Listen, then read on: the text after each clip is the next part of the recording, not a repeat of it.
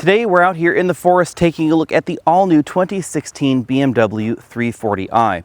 Now the 3 Series has undergone a mild refresh for 2016. It looks very similar to the 2015 model year, but they have made a few tweaks. Most German brands prefer style evolution to style revolution. Therefore, even though this is a refresh of the 3 Series, it looks nearly identical to the outgoing model. We still have this large chrome kidney grille up front, and it is integrated with the headlamps. The headlamps in our particular model are the optional full LED headlamps. These are LED high beams and LED low beams, and the low beams do steer in the corners. Of course, the classic side profile of the 3 Series is still with us. We have this very long hood up front because it was designed to accommodate an inline 6 engine, and they are quite long. You'll also find that we have a practical and upright greenhouse when it comes to the back right here that allows rear passengers to have more headroom than in the squash designs that we find in something like the Mercedes-Benz CLA or the closely related BMW 4 Series Gran Coupe.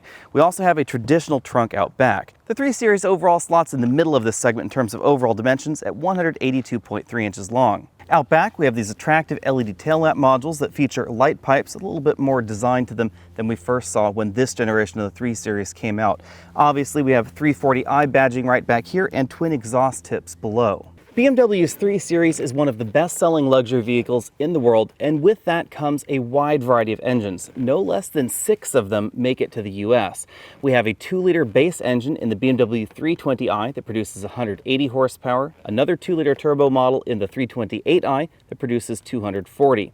Then we have a 2-liter turbo diesel that produces 180 horsepower in the 328d, a hybrid system that produces 247 horsepower in the 330e. Then we have this model right here, which is the brand new 3-liter 6-cylinder turbocharged engine, now producing 320 horsepower and 330 pound-feet of torque. They're calling this one the 340i. And that's even before we mention the BMW M3, which uses a different 3-liter turbocharged engine to produce 425 horsepower. Most of these engines are mated to your choice of an 8-speed automatic or a 6-speed manual transmission. The model we're taking a look at does have the 6-speed manual. One thing you'll notice looking under this hood is where the engine is positioned. The first 3 cylinders are actually in front of the front axle, and the rest of the engine and the transmission is all behind the front axle. The engine location is the reason that the 3 Series has a nearly perfect weight balance. I do have to say, however, that I prefer the weight balance in the BMW 328i because its engine is a little bit smaller, and that means it's actually pushed a little bit further back in the vehicle. Front seat comfort in the model that we're testing is excellent because we do have the up-level sport seats in our model. That means that we get this manually extending thigh cushion, a 4-way adjustable lumbar support, and power inflatable bolsters. Now, I like very aggressive bolsters, but you should know that if you're shopping in this segment and you're a little bit wider than I am, you may find these seats just a little bit too tight. The 3 Series still gives us a manual tilt telescopic steering column with a large range of motion that makes it easier for shorter or taller drivers to find an ideal driving position. Now, unlike some of the less expensive entries in this segment, like the Acura TLX or the Infiniti Q50, the passenger seat in the BMW 3 Series has the same range of motion as the driver's seat. So the passenger seat not only has the 4-way adjustable lumbar support, it also has the inflatable side cushions. This generation of 3 Series caught some of the auto manufacturers just a little bit off guard, and that's noticeable back here in the rear seat legroom because the 3 Series grew a decent amount in this generation. I still have about 2 inches of legroom left sitting right here behind myself. Now that said, you will find an awful lot more legroom in the Infiniti Q50, which is a decent amount longer than this, and most of that growth goes right here to the rear seats in the Infiniti. Now, if I sit upright in this rear seat, my hair barely brushes the ceiling. That's because we have this very upright profile back here. Now, I'm mentioning that because you can compare the BMW 320i to something like the Mercedes-Benz CLA 250 or even the Audi A3 sedan. The reason we can make that comparison is because BMW offers the 320i in the United States. Now, in other world markets, BMW has other vehicles that you may compare more directly to the CLA or the Audi A3, but in the United States, we just get the 2 Series, 2-door coupe or 2-door convertible, and then we have the 320i at the bottom. That means that in this market, BMW's rear-wheel drive 3 Series is actually the direct competitor to those front-wheel drive Mercedes and Audi models. When you're comparing the 320i to the Audi or the Mercedes, you'll definitely find an awful lot more legroom in the rear in this car because it is larger. Again, however, as I said, this is not as large as an Infiniti Q50 or an Acura TLX or a Lexus ES, for instance.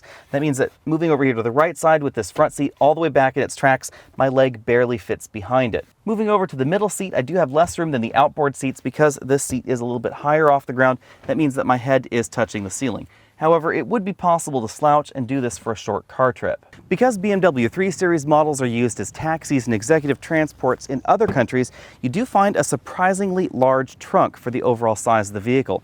Even though we have less room in the back seat than the Infiniti Q50, we actually have one of the largest trunks in the segment. It's notably larger than the Infiniti. The size of the trunk is most noticeable when we take a look at this 26-inch roller bag right here, and you'll notice it can stay in this upright position and go almost all the way to the back of the trunk. While the cargo area is not quite large enough to put another roller bag right in front of this 26-inch roller bag, you could put about 4 of them across the back of the trunk. You can't really do that in something like that Infiniti or the Lexus or the Cadillac. Under the cargo load floor, we do find some additional storage space as well as the can of Fix-A-Flat and the tire inflator, because like many other European vehicles, we don't have a spare tire under the load floor. We don't even have the room to put one if we wanted. When it comes to my exclusive trunk comfort index, I'm going to give this 10 out of 10 points. We have a relatively large opening. We have that additional storage space right there under the cargo load floor, a very handy helper handle on the inside of the trunk so that we don't have to claw on the paint in order to close it. And we have a 40-20-40 folding seat back in the rear seat that allows you to put skis or longer items inside the vehicle. And I do think that's way more practical than the average ski pass-through. You'll also notice a variety of very German touches in this trunk. We have little straps to hold down cargo all over the place. We have netting right here on the floor to keep smaller items from rolling around. We also have storage cubbies on each side and a 12-volt power outlet. Now on the downside, the rear seats can only be folded from right back here in the trunk. On the inside, we find fixed height seat belts for both the driver and the front passenger, and 4-way adjustable headrests in our particular model.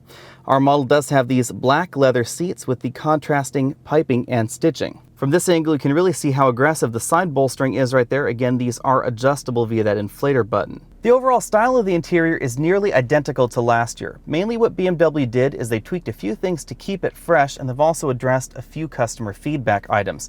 The doors are composed of almost entirely soft touch plastic, so the entire lower portion of the door is soft touch plastic as well. Really the only hard plastics you'll find would be right here on the inside of that storage bin. A touch that I've always appreciated with BMW's models is that they do have wood trim even on their sportier trims. Even in the current generation BMW M3, you can still get real wood on the inside. The overall style of the dashboard is very much like we had last year. We have these very flowing lines molded right there into the soft touch injection molded upper portion of the dashboard. Lots of wood trim going on right here as well. Some chrome strips below that, and then we have a moderately sized glove compartment below that. Moving over to the center of the dashboard, we have our large optional iDrive screen, and then behind that we actually have a center channel speaker because we do have the optional Logic 7 sound system in this car. 2 large air vents right here in the middle, and then we have an interesting little knob. This knob actually allows you to adjust the temperature of the air coming out of these vents. We used to see this in more European vehicles, but basically it's just BMW these days, so you can make the air a little bit colder or a little bit warmer to your personal preferences. Below that, you'll find some of the controls for the iDrive infotainment system, as well as the optical disc player. Now, these buttons look like traditional radio preset buttons, however, they can actually be assigned to a variety of different functions in the system, and you'll notice as I run my finger over them, the system will actually show you what they're assigned to before you actually press it. We have a track forward-backward button and an eject button right over there. The volume knob is on this side, which is a little bit better of a placement than we see in some of the competitive systems. Below that, we have the controls for our dual-zone automatic climate control system and the heated seats. You'll find some of those small but welcome changes right below the climate controls. So we have a little cubby right here where you can actually put a cell phone, and then we have a roller lid for the cup holders. As I said, our particular model is the 6-speed manual transmission model. Now, my personal preference is for reverse to be all the way over to the right and then down, but this one is all the way over to the left and then up. To the left of that, we have our traction control enable disable button, the drive mode selector. We can choose between Sport, Sport Plus, Comfort, and Eco Pro. We also have the button for our all-around camera systems. You'll also find a button for the front view camera, the parking sense system, as well as the park cameras if your vehicle has those, and then the iDrive touch controller over here. Like the controller we see in other BMW models, we have a variety of direct access buttons up top, back an option below that. This rotates around, toggles side to side, up, down, clicks down to enter, and then of course offers finger writing recognition in the middle. Between the front seats, we have a softly padded center armrest, which opens to reveal a fairly small storage cubby. That is, of course, because the transmission and drivetrain components are right here under the center console, so it can't go too deep. This is where you'll find the USB input, auxiliary input. You'll also have a cradle right here for a snap-in adapter. This is one of the things that BMW does that's fairly unique. You can buy various adapters to plug your phone right in there.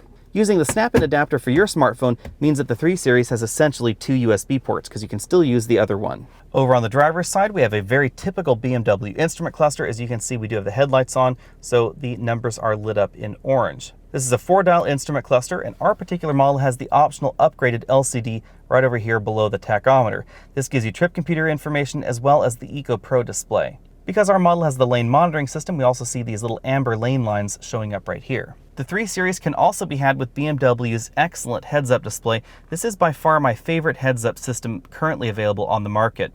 The display is very crisp, very easy to read. It's definitely above some of those other heads-up displays we've seen lately. The steering wheel is a 3-spoke round design. This is perhaps a little bit less exciting than some of the other steering wheels out there. We get sport grips right up top, but you'll notice we don't have any bump outs right below that. The M3 steering wheel is definitely more attractive, and I do wish that BMW had upgraded this a little bit for 340 use. On the right side of the steering wheel, we have our volume up-down button, voice command button, phone hang-up pickup button, mode button, and then we can actually use this to change tracks. Now the interesting touch here is that when you're using this scroll control, it actually shows the readout in the heads-up display. On the left side of the steering wheel is where you'll find the controls for the cruise control. As we see in most BMW models, that multifunction display in the instrument cluster is actually controlled via this BC button on the turn signal stalk.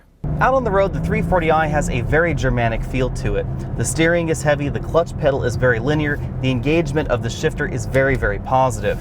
Because the 3 Series, like basically every other modern vehicle out there, has now gone to electric power steering, the steering is heavy, but it's not necessarily communicative. You actually get more feel out of the front end of something like a Mazda MX-5 than you actually get out of a modern BMW 3 Series. The steering is very precise, the ratio is just about perfect, there's just not a whole lot of feedback from the road. Of course, that's not unique to the 3 Series. Basically, every other luxury entry in this segment is just like this. When it comes to acceleration, you should know that the 8-speed ZF automatic transmission is going to be the fastest version of the 340i. We ran from 0 to 60 around 5.3 seconds in this manual transmission version. It really depended on how quick I was at the clutch and the shifting. However, if you get the 8-speed automatic transmission version, you'll run around 4.8 to 4.9 seconds every single time. Braking times are likewise very good for the 340i. We ran from 60 to 0 in 110 feet, even though this model is relatively heavy. The acceleration times without wheel slip and the braking scores are definitely down to the tire selection that BMW made on the 340. This particular model has the optional Super Sport tires on it, and they are definitely one of the grippier tires available. Thanks to the tire selection and the overall suspension tune, I'm going to give this an A- when it comes to handling. The numbers are absolutely excellent in this model, but a full-on A score is going to be reserved for something like a BMW M3 or the Cadillac ATS-V.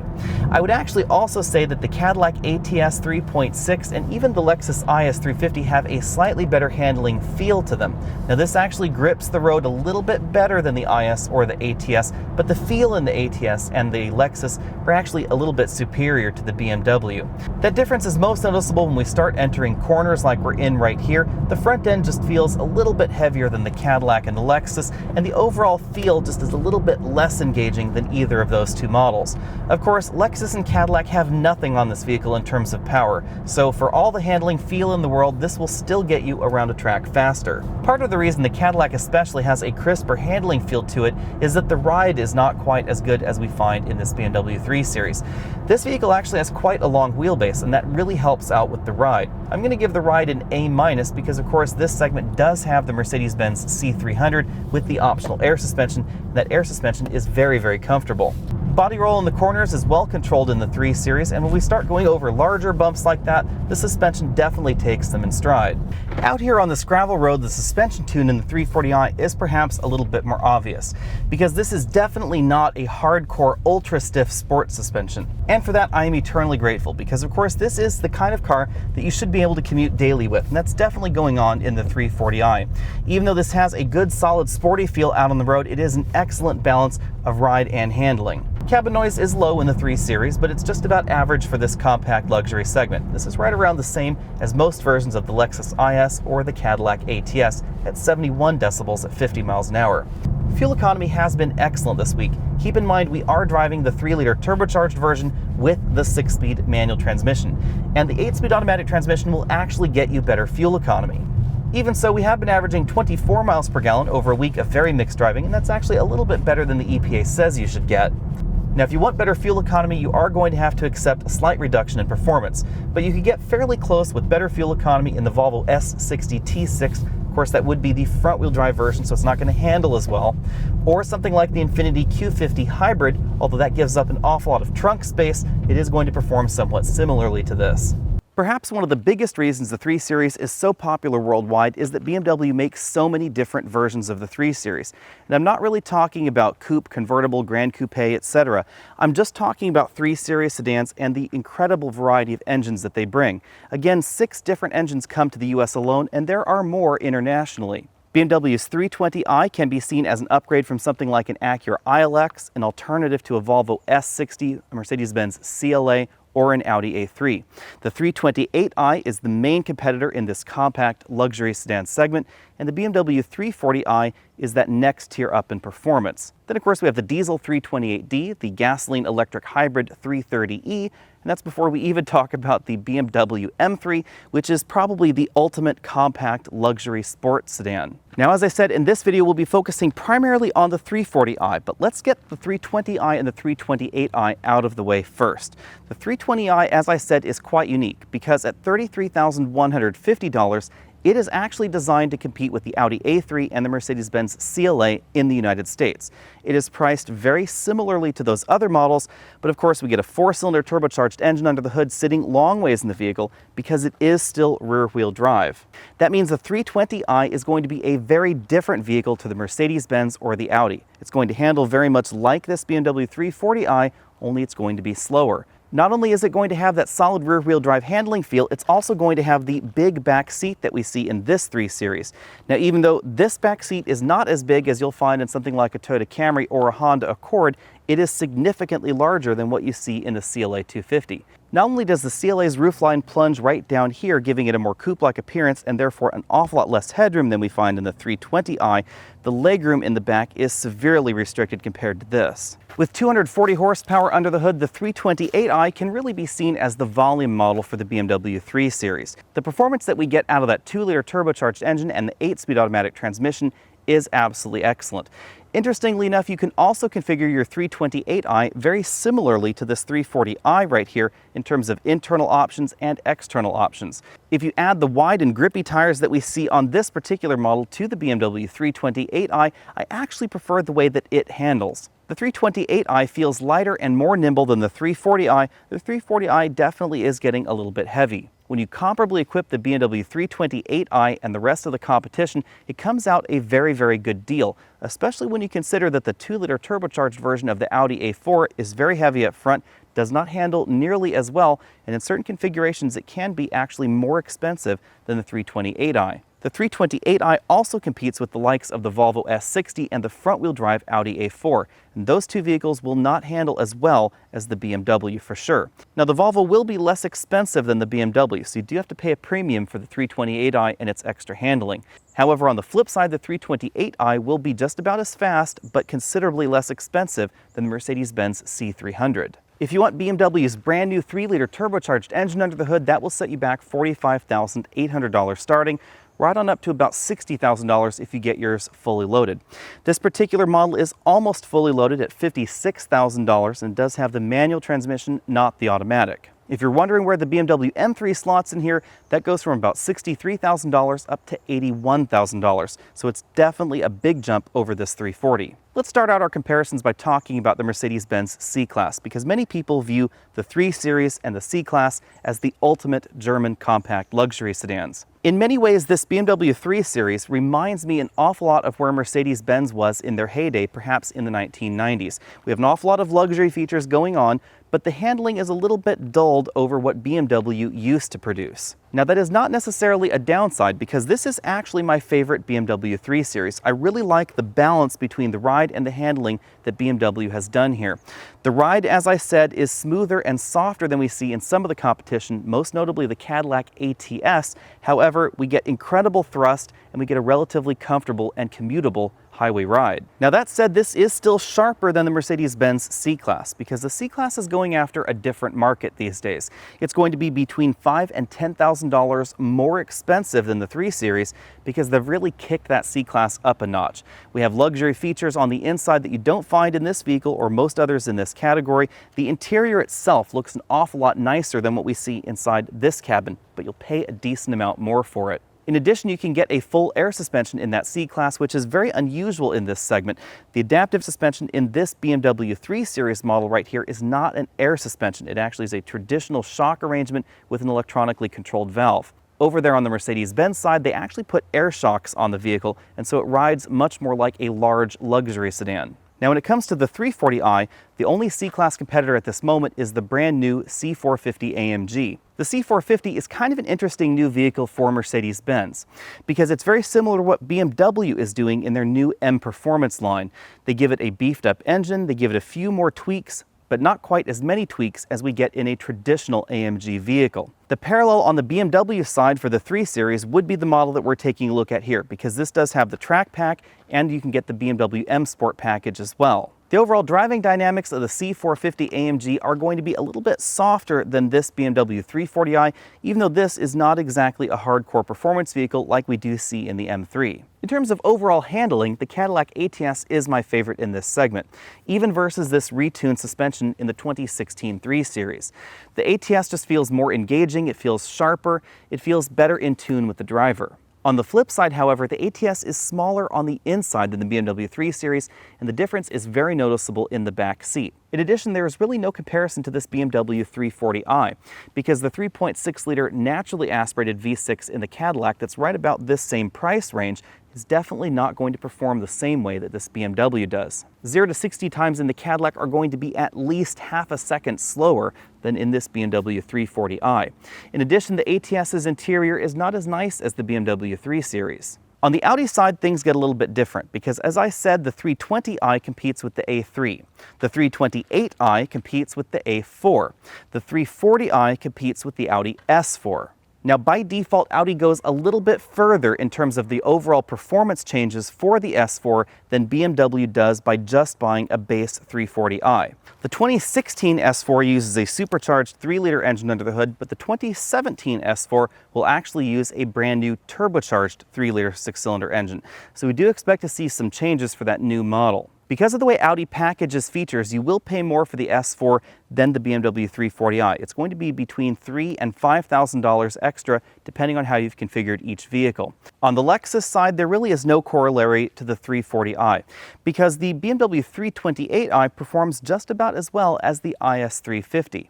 Their new IS200T is actually down there towards the BMW 320i in terms of overall performance. Now, if you were to compare vehicles based on performance, that would mean the Lexus would actually be more expensive than the BMW. It really depends on how you want to compare the Lexus to the BMW. Perhaps in my mind, the toughest competitor to the BMW 340i is the brand new Infiniti Q50 Red Sport 400. Now, that is quite a mouthful of a name, but the Infiniti has an awful lot going for it. Very much like the BMW, it has a well-polished ride, but it is definitely on the sporty side of things. Unlike the Audi, the Volvo, or some of those other options in this segment, it also has a near-perfect 50-50 weight balance and a 3-liter turbocharged engine under the hood. The Q50 now comes in several different forms. There's a 300 horsepower twin-turbo 6-cylinder option and a 400 horsepower twin-turbo 6-cylinder option. Performance-wise, the 340i slots sort of in between those, but a little bit closer to the 400 horsepower version. Now let's dive a little bit deeper into the performance. The BMW 340i, because of its 8-speed ZF automatic transmission, will get from 0 to 30 faster than the Infiniti Q50. By the time you hit 60, they're neck and neck. And of course, I am talking about the automatic transmission version, because as I said, this will be actually a little bit slower, 0 to 60, if you get the 6-speed manual like we've been testing here. Now over on the Infiniti Q50 side, going from 0 to 60, there is an awful lot of wheel spin that we don't find on this 340i.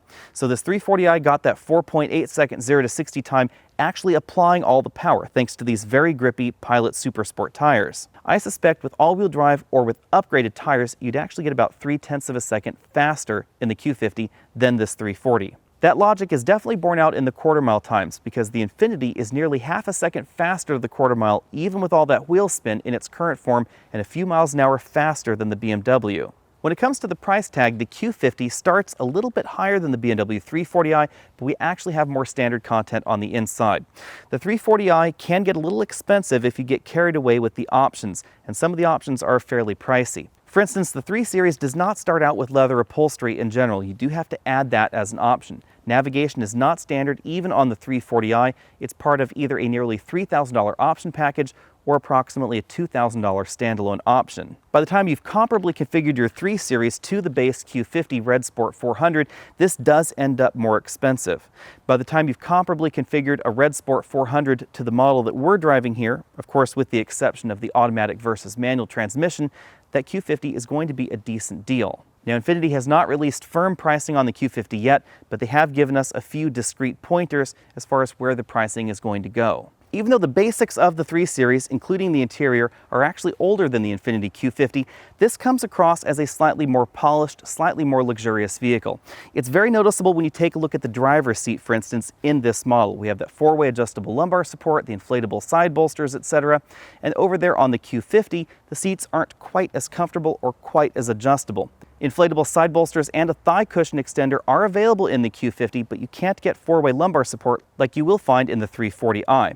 In addition, the passenger seat on this 340i has the same range of motion as the driver's seat, and you don't find that on the Q50. Of course, you will find less passenger room in the 340i than we find in the Q50, but we do have a bigger trunk in the back than we find in the Infiniti. The biggest difference, of course, between the Infiniti and the 340i is that BMW does offer brake upgrades. Our particular model has the optional up-level brake package. We also have some suspension changes that are available on this as well.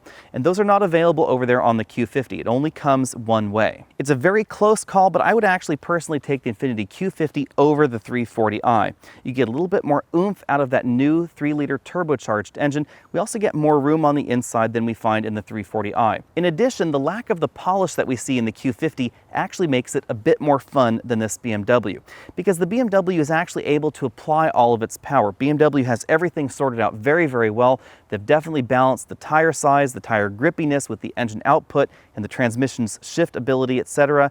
And that's not necessarily going on to the same degree in the Q50. In the Q50, if you floor it right around 3,000 RPM or so in first gear, the rear tires just start spinning. And that's an awful lot of fun. It's not necessarily productive, but it is an awful lot of fun.